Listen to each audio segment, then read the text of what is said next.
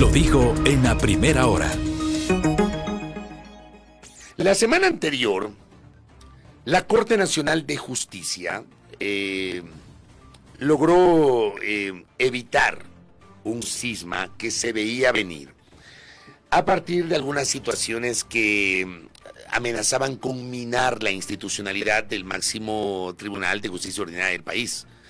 Por un lado, un organismo que está incompleto, y esa es una responsabilidad directa de la institución llamada Consejo de la Judicatura, no digo de la actual administración de la Judicatura, sino de la institución Consejo, porque se ha perdido demasiado tiempo en poder completar los 21 jueces titulares de la Corte Nacional de Justicia, al punto de que hoy solamente hay 11 jueces titulares, faltan 10 que deben ser materia de un proceso de selección que debe llevar adelante la Judicatura que hoy lidera el doctor Álvaro Román Márquez.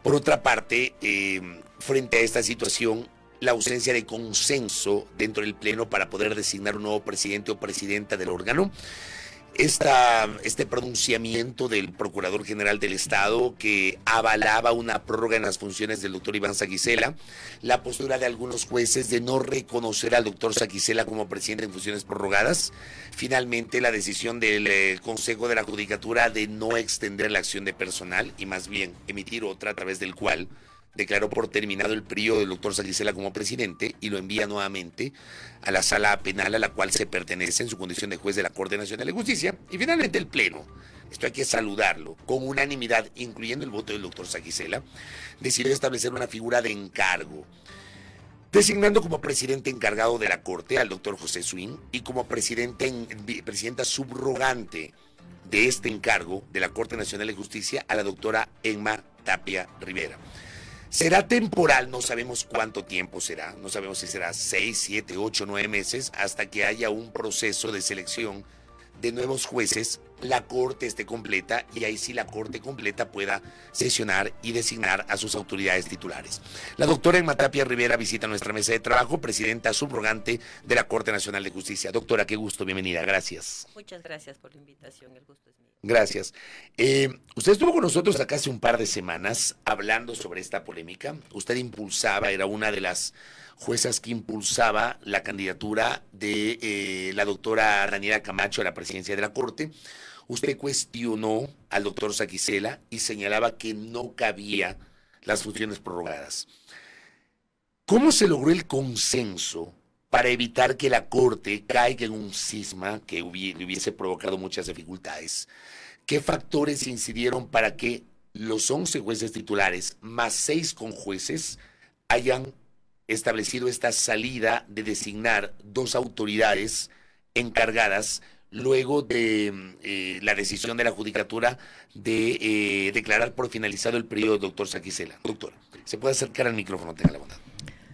Bueno, usted lo ha resumido de manera muy correcta, creo, y muy eficiente. No hubiera podido hacerlo mejor todo aquello que pasó en la Corte Nacional la semana anterior. La verdad es que estábamos cayendo en no solo un problema de orden interno de la Corte, esto iba a provocar enormes problemas a nivel sobre todo de la sala penal, recordando que 3 de los jueces que salieron eran de la sala penal, por lo tanto las audiencias empezaron a fallar, podía, si es que pasaban más días, poder a lo mejor caer algunos juicios en prescripción, y todo eso hizo que, y esto agradecemos y reconocemos al Pleno de la Corte Nacional, a los 11 jueces titulares, pero además a nuestros 6 conjueces que actúan como jueces de sala, es decir, como si fuesen jueces titulares. Teníamos que ponernos de acuerdo, así lo hicimos. En realidad lo que vio el país era solamente la última parte de una larga jornada de todo el día. De ponernos de acuerdo primero en que no iba a haber prórroga, eso fue lo primero que el Pleno determinó, que nosotros somos autónomos para poder determinar si es que había o podíamos crear incluso la figura de la prórroga. Pero el Pleno mayoritariamente expresó en que no queríamos prórroga. Creíamos también que no se debió haber consultado a la Procuraduría Esto debió haberlo hecho el representante legal de la función judicial, que es el director general, por lo tanto tampoco reconocimos esa consulta realizada de forma personal por el doctor Saquicela. Entonces, al ser el Pleno de la Corte Nacional de Justicia, es decir, el más alto órgano de administración de justicia ordinaria, decidimos nosotros autonormarnos, nos reunimos, sacamos una resolución en la cual se crea la figura del encargo. Y Esa además, figura, perdón que interrumpa, esa figura no existe. no No existía. existe en el Código Orgánico de la Función Judicial. No existía. Había ausencia de norma y ante duda u obscuridad de norma, el Pleno de la Corte está facultado por ley para poder crear este tipo de figuras.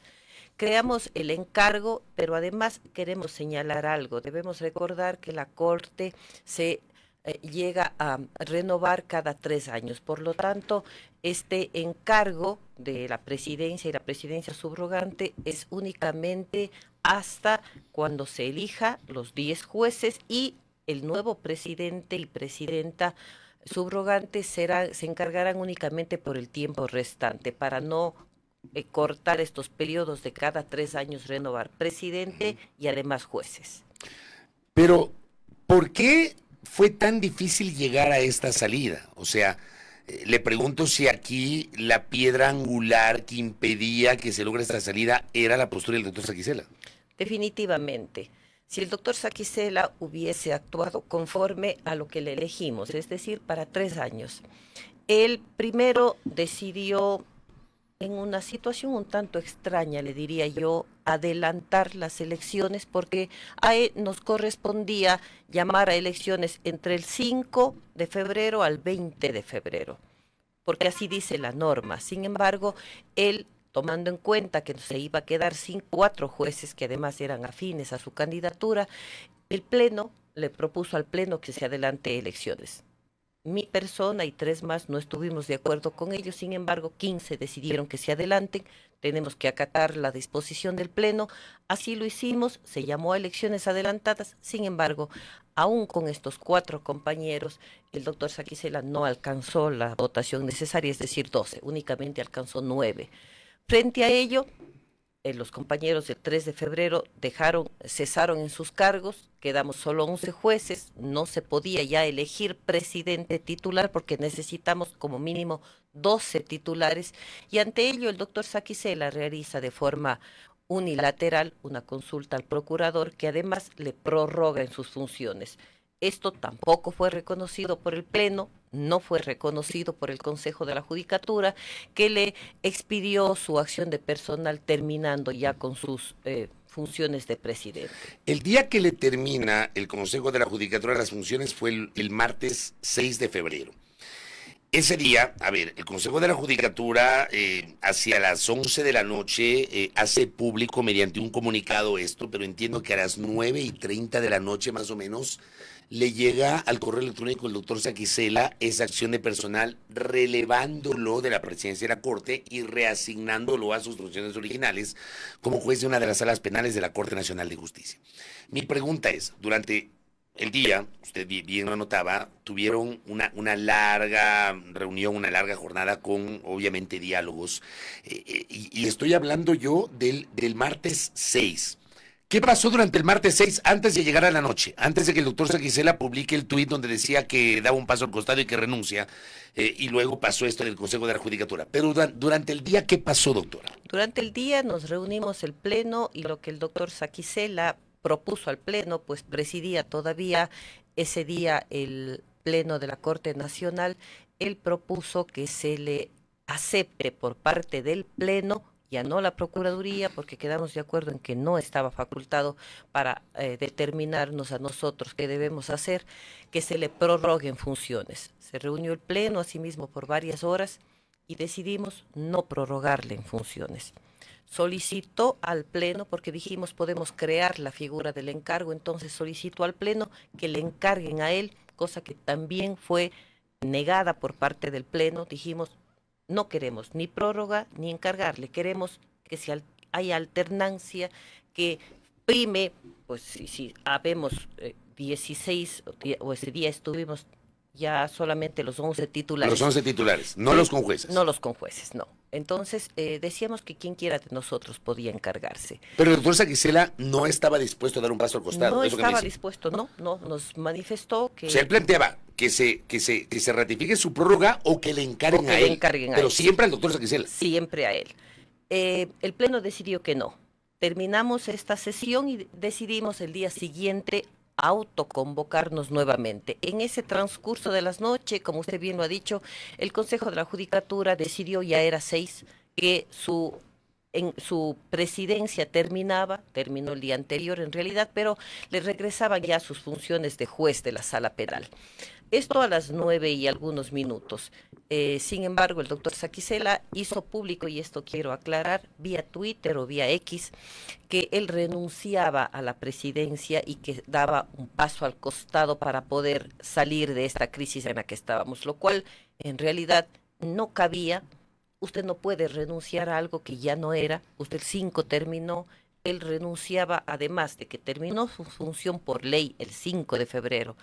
El 6, el Consejo de la Judicatura deja sin efecto ya él. Recordemos que había pedido al Consejo de la Judicatura que le extiendan la acción de personal con una prórroga, cosa que el Consejo obviamente no aceptó. Pero además le señalaba en un oficio que el procurador no era quien debía determinar una prórroga. Sin embargo, quiero aclarar esto, la renuncia debía, si es que hubiese habido una renuncia dentro del término legal, presentarla al Pleno de la Corte, renuncia que a nosotros no nos llegó nunca. Fue solamente un comunicado por X. Nadie vio esa renuncia, que además, como le digo, estaba totalmente fuera de tiempo ya. O sea, nadie vio un texto de una renuncia. No, jamás, ni oralmente ni por escrito la presentó ante el Pleno. Solamente fue un tuit o un X nada más, un post. O sea, uno entendería que no existe ese documento No. porque a las 9:23 más o menos de la noche había llegado al correo electrónico el doctor Saquicela no sé si funciona el sistema Keepbox en la Corte, pero digamos de este sistema institucional del correo enviándole esta nueva acción de personal. Sí, con una acción de personal que iba adjunta a su correo, porque eso se hizo público, le llegó a él la notificación de que tenía que reintegrarse ya a sus funciones de sala, recordando que las salas penales estaban sin jueces prácticamente. De alguna manera, esta decisión del Consejo de la Judicatura de no aceptar la prórroga, de declarar por finalizada la presidencia del doctor Saquicela y reasignarlo a sus funciones originales como juez penal, allí es donde se logra el principio de salida, porque obligatoriamente la Corte, a través del Pleno, tenía que buscar una alternativa y ya no dependían de la aceptación o no del doctor Saquicela. Sí, así es en parte, pero también el Consejo de la Judicatura toma esa decisión en base también a la decisión del Pleno de no aceptar la prórroga. Entonces el Consejo tenía que, por decir así, ayudar en la salida, que estábamos un poco entrampados en que no había presidente, no había prórroga, no había encargo, y el doctor Saquicela pretendía seguir en la presidencia. Con la notificación del Consejo de la Judicatura, esto facilitó efectivamente para que el Pleno de la Corte Nacional tome otras decisiones. Ahora bien, ¿por qué el doctor Swing? ¿Por qué en Matapé Rivera? ¿Cómo se logra ese consenso? Más que consenso, fue unanimidad de 11 jueces titulares y 6 conjueces para que tanto el doctor Swing cuanto la doctora Tapia sean designados presidente encargado y presidenta subrogante, doctora. Bueno, nosotros pensábamos en alguna forma de designación. Planteé al Pleno, hice pública la moción en el sentido de que nuestro reglamento instructivo, más bien de sesiones, señala en el artículo 8 que cuando hay ausencia definitiva del presidente de la Corte se encargue, dice, en orden de designación. Entonces yo decía, el Consejo de la Judicatura nos designa por notas. Y habíamos 3 promociones, por decir así, en la Corte Nacional. El doctor Swing del 2012, que es el mejor puntuado y el único que queda de esa promoción. Del 2018 era la doctora Daniela Camacho, ella renunció a su derecho a poder ser elegida. Tiene la misma nota el doctor Marco Rodríguez y luego el doctor Alejandro Arteaga del 2021. Entre los 3 decidimos a especie de votación quién se encargaría de la presidencia. Y así obtuvo 9 votos el doctor Swing y 8 votos el doctor Alejandro Arteaga. Entonces quedó el doctor Swing por unanimidad al tener ya no la mayoría de 12, que es normal. Habíamos decidido que para para esto no se necesitaba 12, sino mayoría simple. Una mayoría simple. Porque es una situación especial y Correcto. es un encargo que ustedes lo interpretaron a través de esta resolución. Correcto, así fue. El doctor Swing entonces fue designado ya por unanimidad y acto seguido, de la misma forma, hicimos una especie asimismo de elección entre la doctora Consuelo Heredia y mi persona, y asimismo por unanimidad se decidió encargarme a mí la presidencia subrogante. ¿Hay tranquilidad en este momento luego de estos encargos en José Swing y en Matapia? ¿Hay tranquilidad ahora mismo ya en la Corte? Total tranquilidad. Mire, ayer tuvimos nuestro primer pleno, un pleno que se llevó de manera muy ágil, eficiente, diría yo. Tratamos algunos puntos, designamos ciertas comisiones, tenemos pendiente para desde ayer y para otro pleno algún tipo de resolución también, pero sobre todo quiero recalcar la predisposición del doctor Swing de empezar a trabajar inmediatamente. El día siguiente de que fue elegido, solucionó uno de los problemas más graves que estábamos pasando, es decir, conformó ya todas las salas penales, encargó a los señores conjueces los despachos que quedaron vacantes, recordemos del doctor Rivera, del doctor Byron Guillén y del doctor Walter Macías. Ellos están encargados ya con jueces, las salas están funcionando, que era lo más importante, eso lo hizo enseguida. ¿Ninguna sala está en acefalía? Ninguna sala. La sala de lo contencioso administrativo también fue llenada, asimismo por una señora conjueza que además su experticia es lo contencioso administrativo. La Corte está funcionando en su totalidad. Ahora, el doctor Swing, en una de sus primeras declaraciones, ha señalado, cito textualmente la mención del doctor Swing: soy consciente de la corrupción en la Corte Nacional de Justicia. El portal Primicias lo recogió y decía: el nuevo presidente de la Corte Nacional de Justicia, José Swing, aseguró que escandaliza saber que existe corrupción en el organismo y que trabajará con el órgano disciplinario. ¿Cómo entender esas palabras del presidente encargado de la Corte, doctora? Bueno, no podemos cerrar los ojos frente a cierta realidad que escandalizó al país entero, no solo a la Corte Nacional, y que definitivamente nos afectó y nos golpeó. El hecho de ver allanadas despachos de jueces de Corte Nacional nos golpeó. Y no podemos, como le digo, negar lo que todo el país observó. Eso está en manos de las autoridades correspondientes, de la Fiscalía, la investigación, está en manos de uno de los jueces de la Corte Nacional también el caso. Esperamos la resolución, pero sin embargo, algo está pasando en la justicia, algo no está funcionando bien. Y decía yo el día de ayer, no solo esperamos del Consejo de la Judicatura una evaluación. Desde el 2018, creo yo, que recuerde la última evaluación, no hemos sido evaluados. La función judicial necesita depurarse, necesitamos evaluarnos, nosotros también, la Corte Nacional. Pero decía algo ayer yo que al parecer no les gustó a algunos jueces. Debemos recordar, ellos, jueces de primer nivel y de Corte Provincial, tienen nuestro apoyo. Pero deben recordar que esos juicios que llegan a la Corte Nacional, nosotros de oficio podemos declarar un error inexcusable, una negligencia manifiesta o dolo. Y decía, vamos a ejecutarlo. No es ese hecho que dice ellos tienen espíritu de cuerpo y se cubren entre ellos, no. Para eso estamos los siguientes niveles. La Corte Provincial, hago un llamado a mis compañeros jueces. Si ven que algo está mal definitivamente, que hay un error inexcusable es una interpretación grosera de la ley, así lo determina la Corte Constitucional, o negligencia manifiesta, hay juicios que tardan años en ser resueltos, podemos nosotros autodepurarnos y declarar este error, negligencia o dolo, y definitivamente lo vamos a hacer. Y no es, alguien me criticaba y me decía, nos está amenazando. No, no los estamos amenazando. Estamos diciendo que vamos a cumplir con la norma, basta de impunidad, vamos a respaldarlos cuando corresponda, pero cuando veamos que hay cosas que están mal, vamos a declararlas. En este momento, de los 11 jueces titulares, ¿alguno de los que quedan está siendo investigado en el caso Metástasis? No, ninguno. Ninguno. Ninguno. O sea, los que están siendo investigados ya salieron, ya finalizaron. Así es. Eso de alguna manera, guardando las instancias, les deja un poquito de tranquilidad, digo, porque incluso hubo allanamientos a despachos en la Corte Nacional de Justicia. Eso termina siendo increíble. O sea, hablamos de que la Corte es el máximo tribunal de justicia ordinaria y hubo despachos allanados por parte de la Fiscalía.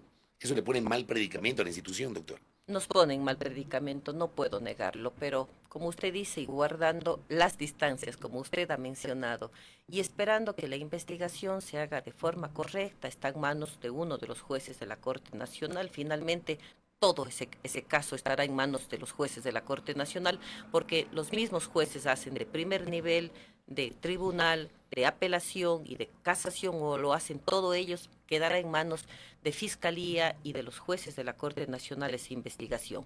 Pero en este momento efectivamente hay tranquilidad en la Corte. ¿Qué expectativa tiene usted del proceso de renovación parcial, es decir, de designación de los 10 jueces y juezas principales por parte del Consejo de la Judicatura, proceso que ya ha comenzado, doctor? Ha comenzado efectivamente, salió ya la base, diría yo, de ese concurso, que es el reglamento. Lo he estado leyendo, la ciudadanía veo que de pronto no está todavía tan informada, pero está ahí en la página del Consejo de la Judicatura, que pueda ser observado por la ciudadanía. Yo personalmente, y la Corte Nacional tiene muchísima expectativa en esto. Creo que es el concurso más grande que se ha llamado. Son 10 jueces, prácticamente es la mitad de la Corte Nacional que va a ser designada. Y tenemos la expectativa y creemos y queremos que sea manejado con transparencia. Eso es lo que ha ofrecido el actual Consejo de la Judicatura, presidido por el doctor Román, la doctora Yupanqui, y el doctor Murillo.